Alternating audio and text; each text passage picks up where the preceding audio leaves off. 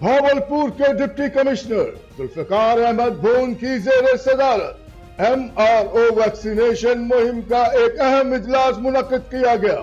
اس حوالے سے تفصیلات جانتے ہیں ہم اپنے نمائندے جمیل زیدی کی اس رپورٹ میں۔ ڈپٹی کمشنر ذوالفقار احمد بھون کی زیر صدارت MR ویکسینیشن مہم کا جائزہ اجلاس میں CO health doctor Shaukat Ali بٹو اور متعلقہ محکموں کے افسران کی شرکت۔ MR خسرہ و ربیلا مہم 17 نومبر سے 29 نومبر تک ضلع بھر میں جاری رہے گی۔ MR مہم قومی کاز ہے، تمام محکمے بھرپور کردار ادا کریں۔ خسرہ و ربیلا سے بچاؤ کی ویکسین 6 ماہ سے 5 سال تک کے بچوں کو مفت فراہم کی جائے گی۔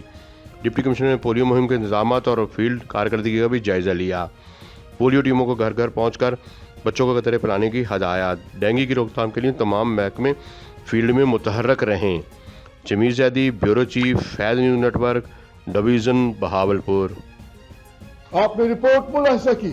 مزید خبریں اور اپڈیٹس جاننے کے لیے دیکھتے رہیے فیض نیوز نیٹ ورک۔ فیض نیوز، فیض سب کے لیے۔